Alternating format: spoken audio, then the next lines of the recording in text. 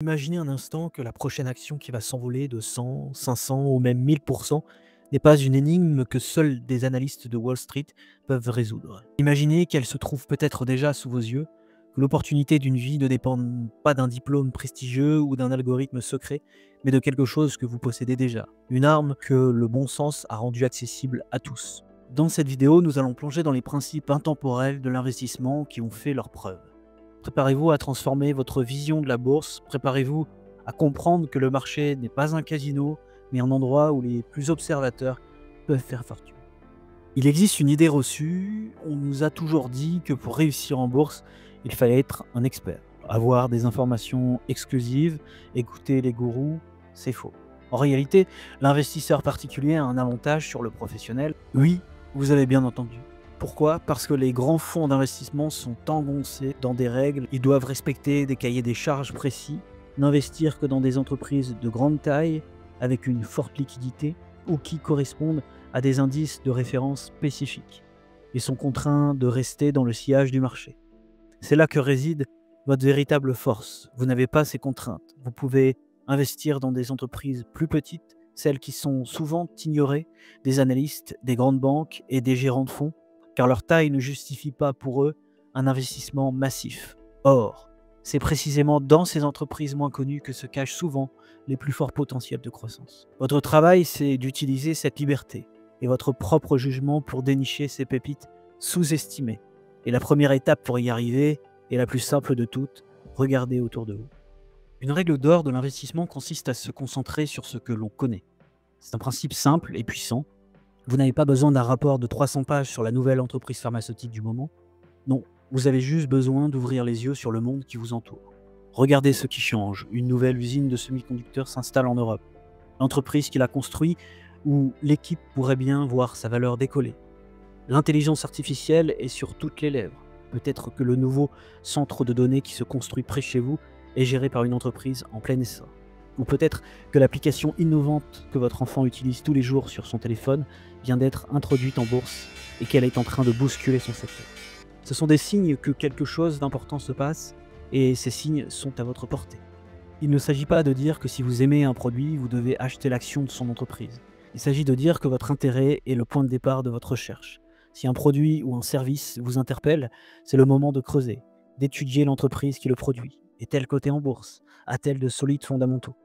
Il s'agit de transformer votre curiosité quotidienne en une machine à trouver des opportunités. Toutes les actions ne sont pas les mêmes. On peut les classer en 6 catégories distinctes. Comprendre ces catégories est crucial pour savoir ce que vous achetez et pour gérer vos attentes. Les entreprises à croissance lente, ce sont les géants endormis, les grosses entreprises bien établies qui versent des dividendes réguliers. Et elles ne vont pas s'envoler de 1000%, mais elles sont stables. Pensez à des grandes entreprises françaises, européennes ou américaines de consommation courante. Les entreprises solides, elles sont la colonne vertébrale du marché. Elles grandissent un peu plus vite que les précédentes. Elles peuvent résister aux tempêtes. Ce sont souvent les grandes marques que vous connaissez. Les entreprises cycliques, elles dépendent de cycles économiques. Quand l'économie va bien, elles performent. Quand l'économie ralentit, elles s'effondrent. Ce sont les constructeurs automobiles, les compagnies aériennes, l'industrie pharmaceutique ou les entreprises de construction. Les redressements, ce sont les entreprises en difficulté qui ont le potentiel de se relever. C'est risqué, mais si vous avez raison, le gain peut être massif. Pensez à une entreprise qui était au bord de la faillite et qui a trouvé un nouveau management ou un nouveau produit qui la relance. Les entreprises à croissance rapide, c'est la catégorie la plus excitante. Elles sont petites ou moyennes et peuvent croître de 20% ou plus par an. C'est là que l'on trouve les futurs multiplicateurs de valeur. Ces actions qui vont multiplier leur valeur. Pensez à une entreprise technologique innovante ou une chaîne de magasins qui explose. Et enfin, il y a les entreprises dont les actifs sont sous-évalués. Ce sont des entreprises dont la valeur des actifs est supérieure à leur capitalisation boursière. On pourrait penser qu'une analyse financière complexe est nécessaire. Pas du tout. Le bon sens prime. Un des outils les plus utiles est le ratio cours-bénéfice. Le ratio cours-bénéfice, c'est le rapport entre le prix de l'action et le bénéfice par action. Un ratio cours-bénéfice faible peut indiquer que l'action est sous-évaluée. Une bonne pratique est de comparer le ratio cours-bénéfice d'une entreprise à son taux de croissance. Une entreprise qui croît de 15% par an et qui a un ratio cours-bénéfice de 15 est une piste plus intéressante qu'une entreprise qui croît de 5% avec un ratio cours-bénéfice de 30. C'est une simple question de logique. Les chiffres ne sont qu'un outil pour confirmer une intuition. L'important, c'est l'histoire de l'entreprise, son produit, sa direction, sa capacité à croître. Les chiffres, eux, viennent après, pour valider votre thèse.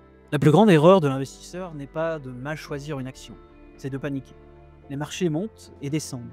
L'une des erreurs les plus coûteuses est de vendre dans la panique, ou d'essayer d'anticiper les mouvements du marché, ce qu'on appelle la spéculation à court terme. Personne, pas même les experts, ne peut prévoir avec exactitude où le marché sera demain, la semaine prochaine ou l'année prochaine. Essayer de le faire, c'est comme essayer de choisir les 6 bons numéros du loto. Vous allez rater la hausse en attendant un creux qui ne viendra jamais. Vous allez vendre dans la panique alors que le marché est sur le point de rebondir. La patience est la vertu la plus rentable. Si vous avez bien fait vos devoirs, si vous avez une thèse d'investissement solide sur une entreprise, tenez bon. Les marchés sont volatiles, mais à long terme, l'économie mondiale est en croissance. Les bonnes entreprises, elles, prospèrent. L'objectif n'est pas seulement d'acheter au plus bas et de vendre au plus haut. L'objectif est d'acheter une bonne entreprise à un prix raisonnable et de le conserver tant que son histoire de croissance est intacte. La grande question qui vous brûle les lèvres est comment trouver la prochaine action qui fera 1000%. C'est ce que l'on appelle un multiplicateur de valeur. Prêt à passer à la vitesse supérieure, j'ai regroupé pour vous l'essentiel pour propulser vos investissements. Découvrez comment dénicher les pépites, sécuriser vos premiers gros gains et éviter les erreurs que 90% des investisseurs font. Le lien est en description. Alors, comment trouver la prochaine action qui fera 1000%? Pour le trouver, vous devez combiner tous les principes que nous venons de voir. Regardez autour de vous. Y a-t-il un produit ou un service qui semble avoir un succès fulgurant? C'est le point de départ. Étudier l'entreprise. Est-elle une petite entreprise à croissance rapide? A-t-elle un modèle d'affaires solide? A-t-elle des avantages concurrentiels? Y a-t-il une direction compétente? Vérifiez les chiffres de base. Est-ce que son ratio cours-bénéfice est raisonnable par rapport à sa croissance? A-t-elle une dette gérable? L'histoire est la clé.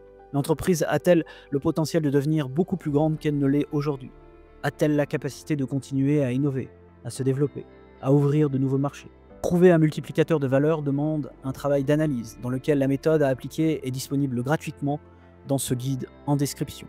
Et l'histoire boursière est pleine d'exemples de personnes ordinaires qui ont découvert ces pépites en faisant leurs courses, en s'intéressant à une nouvelle technologie ou en observant le monde.